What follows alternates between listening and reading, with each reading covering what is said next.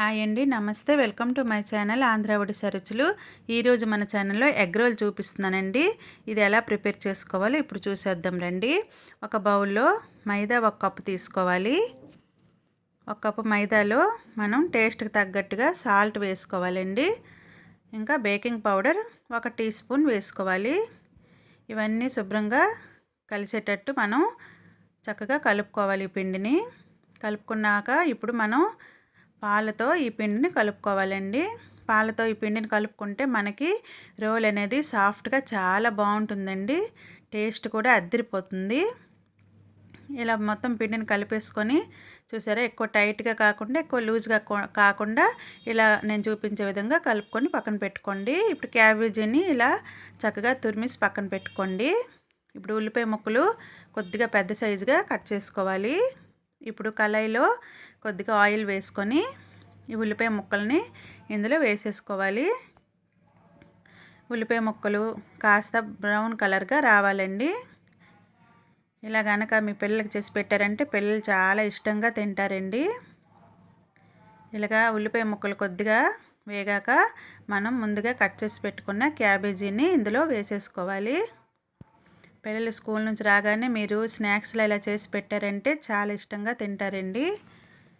ఇలా కొద్దిగా పసుపు, ఉప్పు వేసుకోవాలి. ఇందులో వేసుకున్నాక ఇది శుభ్రంగా కలుపుకోవాలి.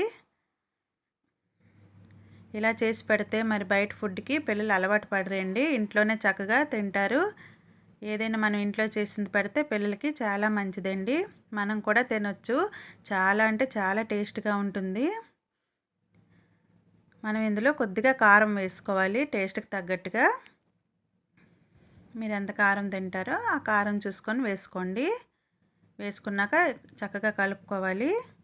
ఇందులో కొద్దిగా మనం ఇప్పుడు బ్లాక్ పెప్పర్ కూడా కొద్దిగా వేసుకోవాలి. ఎందుకంటే బ్లాక్ పెప్పర్ మనం వేస్తున్నాం కాబట్టి కారం కొద్దిగా చూసుకొని వేసుకోవాలి. ఆమ్చూర్ పౌడర్ కొద్దిగా వేసుకోవాలండి. ఇది వేసుకుంటే కొద్దిగా పులుపుదనం వచ్చి మనకి ఏపుడు అనేది చాలా బాగుంటుంది. ఇలా కలుపుకొని ఇందులో స్ప్రింగ్ ఆనియన్స్ కొద్దిగా వేసేసుకుంటే మనకి ఈ ఫ్రై అనేది రెడీ అయిపోతుంది. ఇప్పుడు పక్కన పెట్టుకోవాలి. ఇప్పుడు మనం ఈ ముద్దను తీసుకొని ఒక చపాతీలా మనం పాముకొని పెనం మీద వేసుకోవాలండి. ఈ చపాతీని మనం 2 వైపులా కొద్దిగా వేయించుకోవాలి.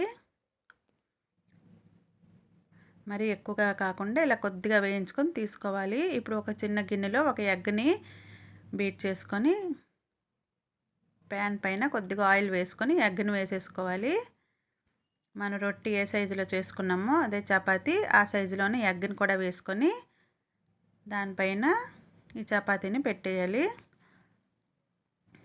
ఇది కొద్దిగా వేగాక మనం ఇది తిప్పుకోవాలి.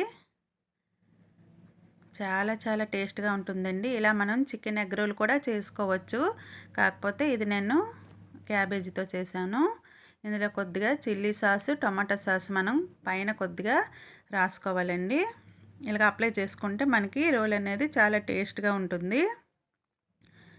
ఇలా అప్లై చేసుకున్నాక ఒకే సైడ్గా ఈ మనం ఫ్రై చేసుకున్నాం కదా క్యాబేజీ ఫ్రై, ఒక్క సైడ్గా ఇలా పెట్టుకోవాలండి నేను చూపించే విధంగా. దీనిపైన కొద్దిగా ఆనియన్స్ కూడా ఇలా పొడుగ్గా కట్ చేసుకున్న ఆనియన్స్ ముక్కలు వేసుకొని రోల్లా చుట్టేసుకుంటే మనకి ఎగ్ రోల్ రెడీ అయిపోతుందండి. ప్లీజ్ అండి నా ఛానల్ని లైక్ చేయండి, షేర్ చేయండి, సబ్స్క్రైబ్ చేయండి. Thank you for watching.